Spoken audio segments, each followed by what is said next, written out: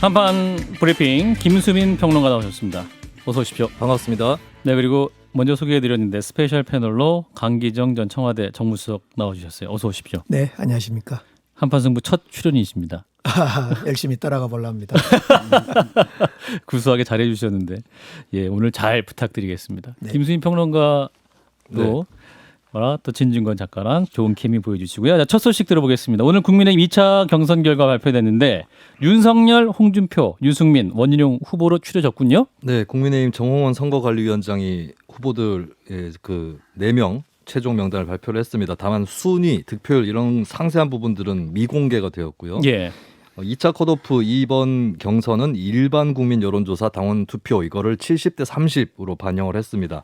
당원 선거인단이 37만 명 정도 됐고 투표율은 49.94%인데 역대 최고치였다고 합니다. 예. 최재형, 황교안, 하태경, 안상수 후보는 아쉽게 고배를 맞았습니다. 언론에 요약된 후보자들의 소감 헤드라인을 제가 살펴봤거든요. 예. 이걸로 제가 좀 통역을 해보겠습니다. 예. 윤석열 후보는 이렇게 얘기를 했습니다. 크고 작은 실수가 있었다. 성찰의 시간을 갖겠다.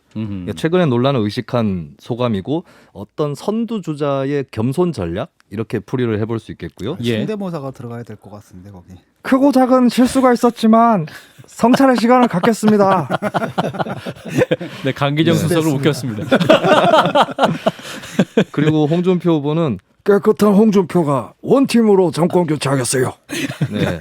이거는 이제 잦은 논란을 휩싸이고 있는 예. 윤석열 후보를 좀 의식한 것 같아요. 그 음. 대비해가지고 자신을 깨끗하다라고 홍보를 하는 것이고 또 예. 윤석열 후보는 사실 신입 당원이잖아요. 그렇죠. 국민의힘에서. 근데 본인이 더 오래 했기 때문에 원팀을 만들 수 있다. 뭐 이런 논리가 들어가 있는 것 같습니다. 예. 유승민 후보 소감은 불안하지 않은 후보는 유승민이 유일하다라는 거였는데 아직까지 뭐 개인적 논란이 없고 또 정책적인 컨텐츠가 있다 이런 평가를 의식한 듯이 내보내만 주면 이기겠다. 이런 자신감을 보인 것 같고요. 원희룡 후보는 다른 후보를 의식하지 않고 저 반대편 당에 이재명 민낯 드러내고 국민 심판 이렇게 요약을 했어요. 예. 그러니까 내적은 민주당이고 이재명이고 뭐 내부의 어떤 경쟁보다는 멀리 보고 하겠다. 그리고 이제 이재명 후보는 지사, 원희룡 후보도 지사 이런 것들이 있기 때문에 그런 대비 효과를 노린 게 아닐까 그렇게 보여집니다. 예. 이 순서가 당선자 득표율 순서입니까? 언론에서 이렇게 요약을 했더라고요. 오해하지 마시기 바랍니다. 우연일 수도 있습니다. 네. 자, 일단은 4명의 후보로 압축이 됐는데요. 이 중에 한 분을 저희가 지금 연결해 보겠습니다. 4강 진출에 성공한 원희룡 후보 전화로 연결합니다. 네, 두 분은 헤드폰을 써주시면 되겠고요. 자, 원희룡 후보님 안녕하세요. 안녕하세요. 예, 먼저 축하드리겠습니다. 감사합니다. 네, 4강 진출 소감부터 들어볼까요? 예, 또 저를 또 선택해 주신 우리 당원과 국민들께 감사를 드립니다. 그동안 경선을 치르면서 우리 당원들이 선택해 주실 거라는 믿음은 있었습니다만은 그래도 마지막 순간까지 우리 아기 낳을 때, 첫 아이 낳을 때처럼 긴장돼 끌리는 거는 어쩔 수 없더라고요. 예. 그 후보님 그 목소리상으로 굉장히 그래도 뭐랄까요 긴장이 여전히 좀 남아 계신 것 같고 또 기쁨도 느껴지는 것 같습니다. 그 여론조사상으로 이제 2강 1중 구도 속에 누가 나머지 한 자리를 차지할 것인지 이것도 관심 포인트였는데 네. 후보님께서 그래도 4강에 오르신 비결 그것은 뭐라고 분석하십니까? 우선 특히 그 막판에 예. 이 대장동 특혜에 대한 의혹을 정리를 하고 공격을 하는 거 보면서 이제 우리의 경쟁 상대로 예상되는 이 이재명 지사에 대한 전투력, 최강한 그 공격력을 강력하게 가져갈 수 있는 그런 면을 저한테서 새삼스럽게 발견하신 것 같고요. 새삼스럽게. 네네네. 왜냐하면 원희룡은 너무 좀 점잖고 아하. 그 합리적이다 보니까 이 좀 모범생으로서 좀 약한 면이 있지 않을까 이런 면들을 염두를 많이 하는 것 같아요. 그래서 예. 앞으로 원희룡이 겉으로는 약하고 사람 좋아 보일지 모르지만 분노하고 그리고 우리가 이 에너지를 집중해서 정말 바꿔야 될 부분들에 대해서는 누구보다 강한 집중 공격력을 갖고 있다라는 것을 국민들께 보여드리겠습니다. 예, 대장동 특혜 의혹 1타 강사를 자처하셨고 저희 한판 승부에서도 열심히 말씀을 하셨는데 그것이 또 중요한 전략이 통했다 이렇게 분석을 하시는 거군요. 전략이로 할 수도 있고요. 예. 저는 그거를 밝히고 심판하지 않고는 정권 교체가 불가능하다고 저는 실제로 믿습니다. 그러니까 그렇군요. 전략 이전의 믿음입니다. 그리고 저의 책임감이죠. 그런 대장동 특혜 의혹이 어떤 대선 비전에 다가될 수는 없지 않습니까? 10년, 100년을 내다보는 대한민국 비전의 내용이 또 다른 걸 채워져야 할 텐데 이것만 파실 수는 없는 거 아닌가요?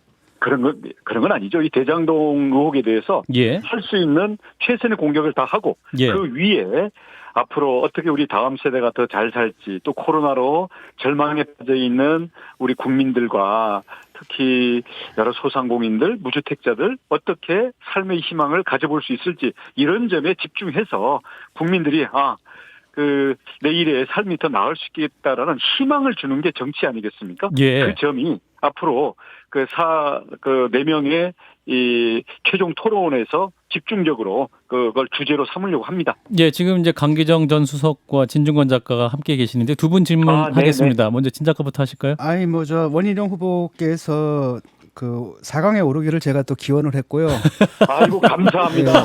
우주의 감사합니다. 기운이 도우셔가지고 된 게 아닌가. 그래서 너무 좋아하시는데요? 예. 지금 저는 우주의 포스를 믿는 사람입니다. 예. 우주의 포스를 국민의힘 본 be with you. 경선 결과가 이제 11월 5일에 발표될 텐데 앞으로 이제 총 10번의 토론회가 열리게 되죠. 네. 어떻습니까? 그 자신 있으십니까? 필승 전략 저는 같은 게 뭔지. 예. 전략보다는 저에게 있는 이재명을 잡을 수 있는 그 공격력과 왜냐하면 저는 이게 제주지사도 해봤고 이재명 지사의 그 스타일과 그 거짓말하는 그 행태를 저는 너무 잘 알거든요. 그래서 환히 보여요. 좀 이상하게 들릴지 모르지만 제 눈에는 다 보입니다. 그래서 그런 점들을 앞 사건의 진행 그리고 수많은 사람들의 양심 선언과 재고 이런 것들을 제가 맞춰가면서 이재명이 국민들을 속이고 이 사기 마술을 펴고 있는 것을 적나라하게 다 밝힐 것이고요. 또 한편으로는 제가 그동안 그 바탕에서부터 다져온 경험과 국가의 비전 그리고 우리 국민들의 내 집 마련, 일자리 뭐 등등 여러 가지 문제들에 대해서 정말 갈고 닦아온 우리 국민들을 위해서 쓰여져야 될 좋은 정책과 계획들 이런 부분들을 우리 국민들이 저게 나의 삶에 도움이 되고 우리 국가에 정말 근데요. 쓸모가 있구나. 증명하겠습니다. 예. 근데 지금 그 토론은 나중에 본선 이제 후보가 되신 다음에 하시는 거고요.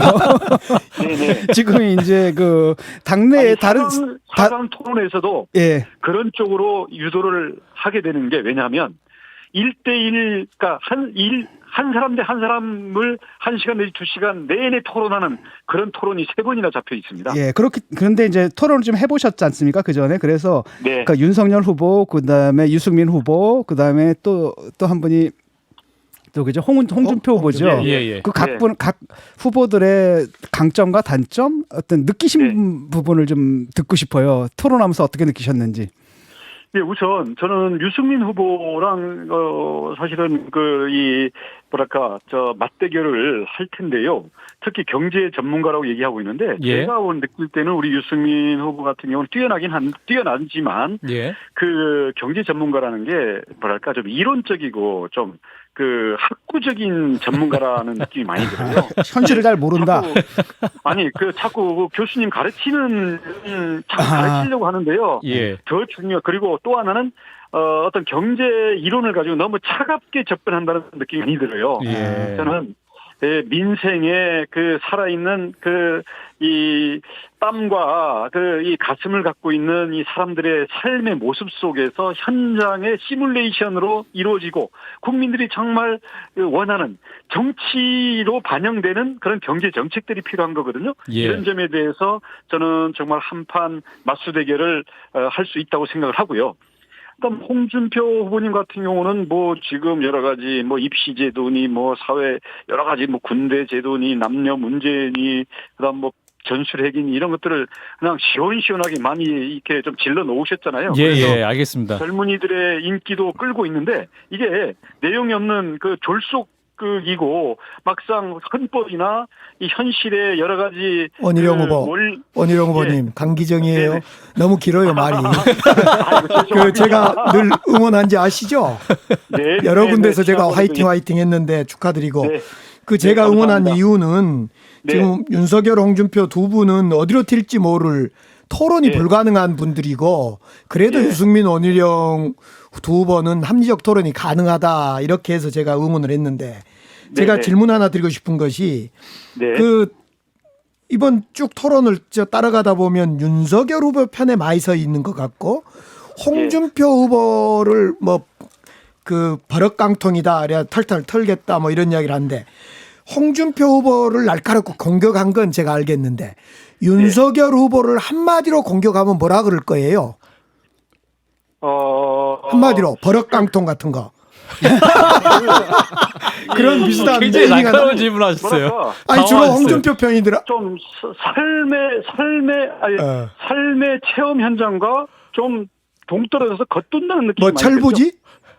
예? 철부지? 인생을 덜 산 제가- 철부지. 아니 뭐 갑자기 물어보시니까 제가 아무튼 좋아요. 생각을 좀 해볼게요. 예. 왜냐하면 그걸 토론 때 어차피 문제가 될 사람들이 테니까. 예. 원 후보를 보면서 너무 윤석열 후보 편이다. 홍준표 후보를 너무 공격한다.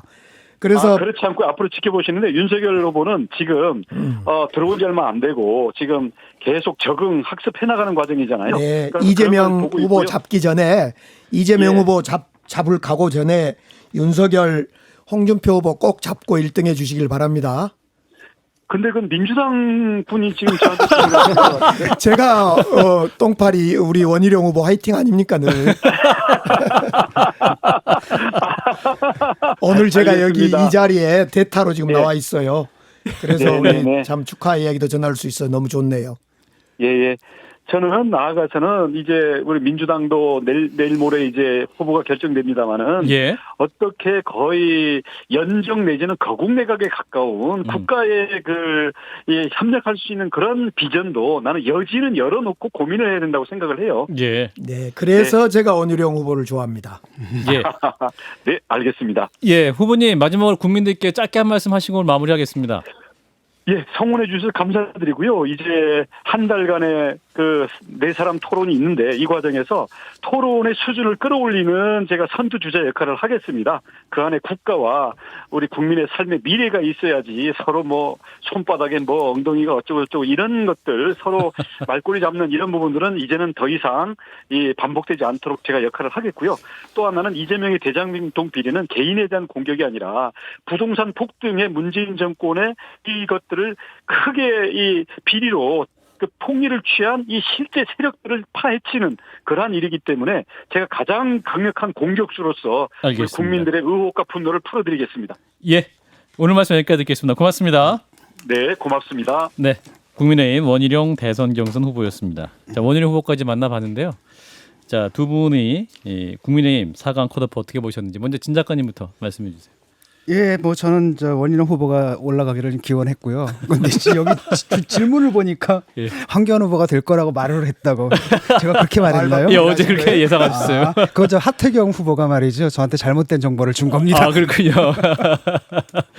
자, 우리 강기정 수석님 덕담도 저는 하셨는데. 아까 말씀드렸듯이 합리적 토론이 진행되려면 토론이 재미가 없었거든요. 제 뭐 너무당 얘기여서 뭐 평가하기가 좀 그렇긴 한데 되게 토론이 재미없었어요. 무속, 미신 그리고 뭐 거의 한바탕 할 정도로.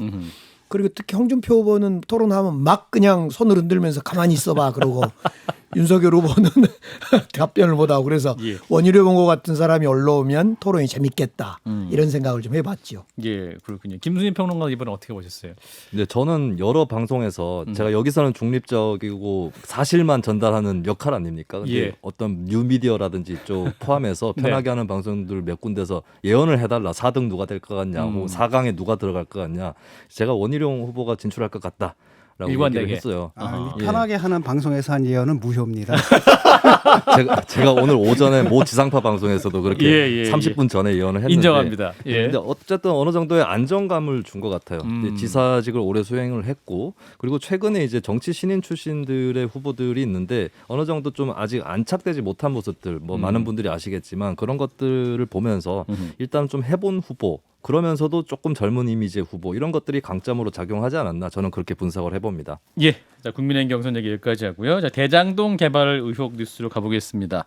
검찰이 오는 11일 화천대유 대주주인 김만배 씨 소환하기로 했네요. 네, 그 전에 속보가 하나 들어왔는데 유동규 씨의 사라진 핸드폰 어디로 갔느냐 확보되었다라고 하는 속보가 찾았죠. 들어왔습니다. 네, 예. CCTV를 분석을 했고 휴대폰을 가져간 사람까지 특정을 했다고 하는데 이것이 어떤 문제의 열쇠가 될지 한번 지켜보도록 하겠고요.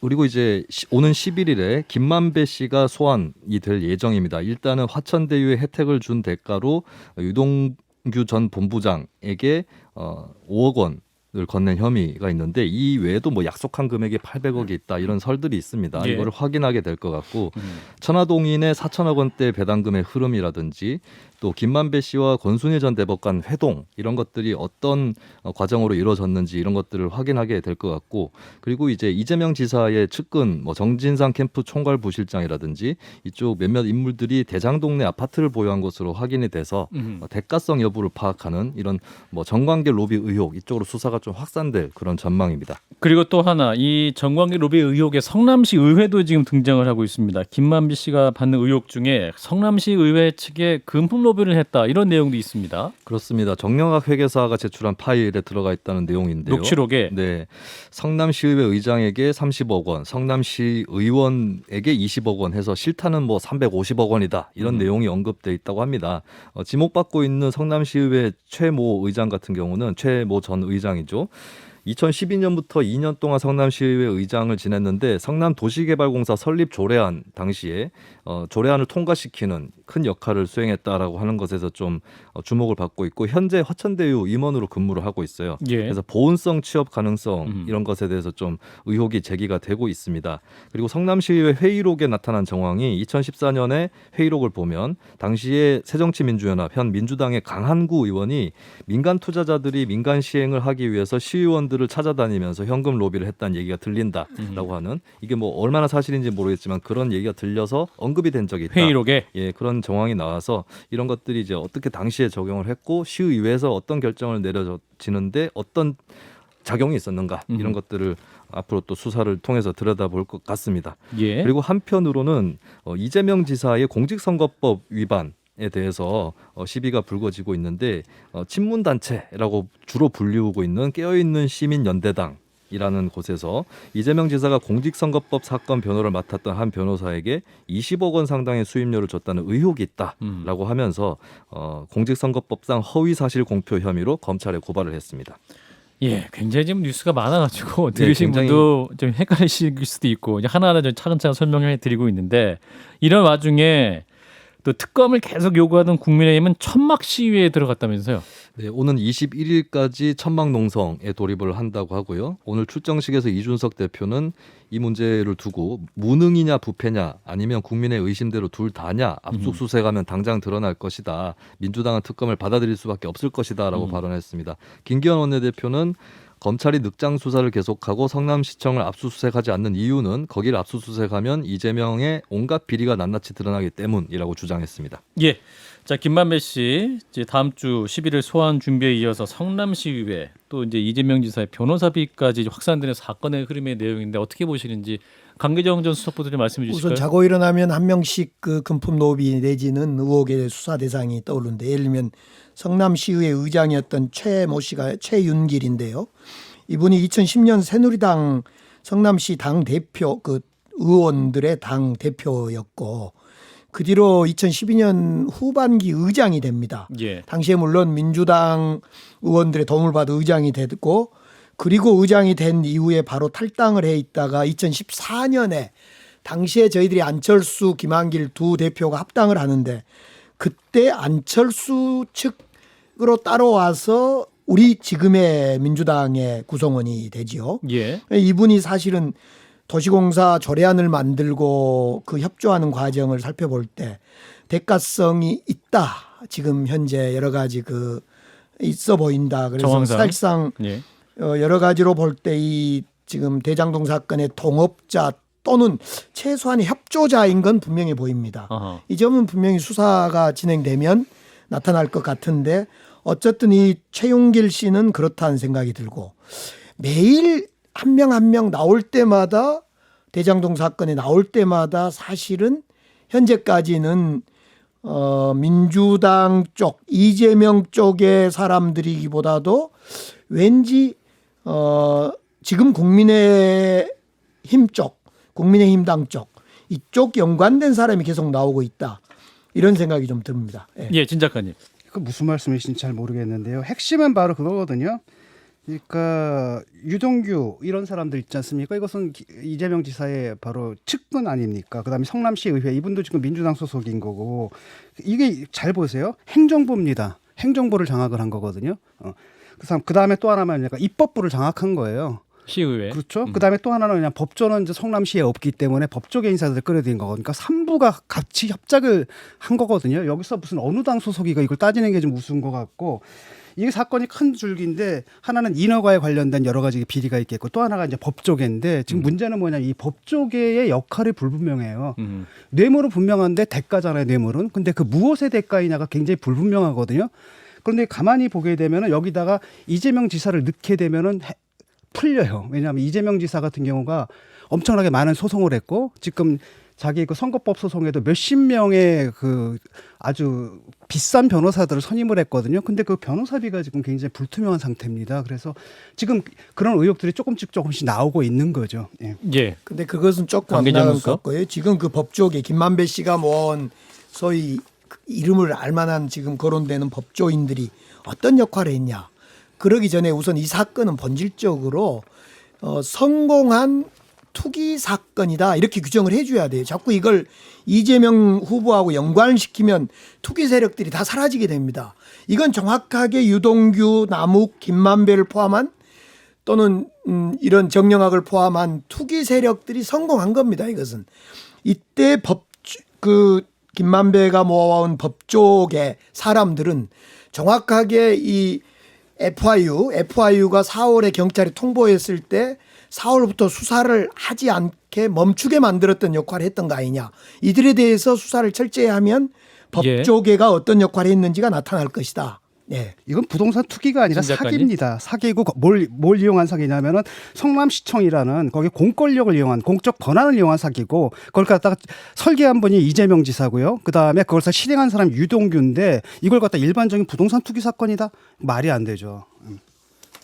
반론하시겠습니까? 이건 정확히 부동산 투기 사건이고요. 아직 이재명 후보와 이 사건을 직접 연관시키는 것은 확인된 바가 없습니다. 예. 세 번째 아이템을 해야 돼서요. 짧게 좀 들을까요? 예. 자, 오늘 또 국민의힘 윤석열 후보와 이재명 캠프의 그 후보의 어린 시절 사진이 좀 화제가 됐는데 이 사진 언급 잠깐 하겠습니다. 네, 이재명 경기도지사 캠프의 이경 대변인이 페이스북에 이재명의 옷과 윤석열의 옷 사진을 보며 생각은 각자의 그릇 만큼이라는 글을 올렸습니다. 예. 여기에 대해서 한쪽은 가난하고 한쪽은 부유했기 때문에 가난한 쪽에 더 무게를 둬야 되는 것이냐 이런 반응들이 좀 있었고요. 예. 물론 이제 호응도 있고 반대도 있었는데 여기에 대해서 이제 좀 가난을 어떻게 전시한다라고 하는 비판이 있었고 홍준표 대선 캠프의 여명 대변인의 경우는 가난을 스펙, 패션으로 활용하는 것이야말로 취약계층을 욕보이는 거 아니냐라는 비판을 했습니다. 예. 이 사진에 대한 논평은요. 예, 2부 시작할 때 응답하라 시간에 같이 수화하도록 하겠습니다. 저희가 일부 광고할 때 그 썸네일로 보내드렸기 때문에 꼭 이 아이템을 해야 될 것 같아서 했는데 사진 한번 다시 띄워주실까요? 이재명 캠프에서 이제 국민의힘 윤석열 후보와 이재명 후보의 어린 시절 사진을 SNS에 올렸는데 이거 가지고 논란이 있었습니다. 자, 이 사진 어떻게 보셨는지 진 작가님부터 좀 얘기해 주세요. 그 의도로 너무나 이제 뻔해 보이지 않습니까? 이제 두 가지 코드가 있는데 하나는 가진 자 대 못 가진 자라는 이른바 이제 좌파적인 세계관을 반영한 거고요. 예. 두 번째는 뭐냐면 개천에서 용났네라는 이제 인간극장 이 두 가지를 강조하기 위해서 이런 걸 올렸는데 그냥 제가 그냥 한마디로 하면 컨셉이 후지다. 예, 이런 식의 그 편가르기, 진영으로 나눠치기. 이런 것은 제가 볼 때는 이제 우리 국민들한테 어필을 하기보다는 오히려 역효과를 반감을 좀 주지 않을까. 그래서 그 이 논쟁의 종결자는 홍준표 캠프였던 것 같아요. 뭐라고 했죠? 가난이 패션이냐. 아하. 네, 그거 딱 한마디로 끝난 일이라고 봅니다. 예. 자, 강계정 전 수석께서는 이재명 후보 머리나 패션, 옷, 뭐 패션도 아니고 머리나 옷을 보면 우리 60년대생들이 입고 다녔던 과거의 그런 모습이에요. 예. 저 엉성한 옷. 그리고 대신 이제 윤석열 후보의 머리나 옷을 보면 빨간 나비 넥타이도 메고 아버지가 대학 교수면 상당히 그 지위가 있는 그런 집의 그 자녀로서 모습이었던 거죠. 근데 문제는 옷을 어떻게 입었든 머리를 어떻게 했든 문제는 주택 청약저축도 모르고 또 임금왕자나 새기고 이런 걸로 볼 때 이것은 단순히 어떤 가난한 사람과 부자의 어떤 그 뭐 이렇게 대결 이렇게 보기보다도 예. 철부지 윤석열 이런 느낌이 더 들어요. 그래서 도대체 윤석열 후보는 공부하고 나비 넥타이 메고 뭔 생각을 하고 있을까? 이 일망언에 아무것도 모르는 그래서 뭐 대선을 한다는데 왜 나왔을까? 이런 느낌을 저는 옷과 머리 패션을 통해 본 거죠. 청와대 정무수석님이 여기에 그 윤석열 후보 역할을 나오신 것 같아요. 전 수석이시니까요. 예. 저야 뭐 옛날에 가난했지. 저 이재명 후보께서 얼마나 그 아니 그러니까 어린 시절이니까 재테크에 사실 능하신 분인지 저는 다 저 알잖아요. 주식 옷보다도요. 투자도 좀 하시고요. 옷보다도 네. 머리 그 더부룩한 머리 저거 우리들 머리였어요. 언제적 예. 얘기를 지금 예, 예. 하고 계신지 사진을 몰라도. 보면서 세대별로 또 이제 연상되는 것들이 많이 다르실 것 같아요. 이제 어르신들 세대는 또 그 과거 어린 시절에 어려웠던 시절을 생각하시는 분도 있으실 거고 또 젊은 세대는 젊은 세대별로 또 다른 메시지를 받을 것 같습니다.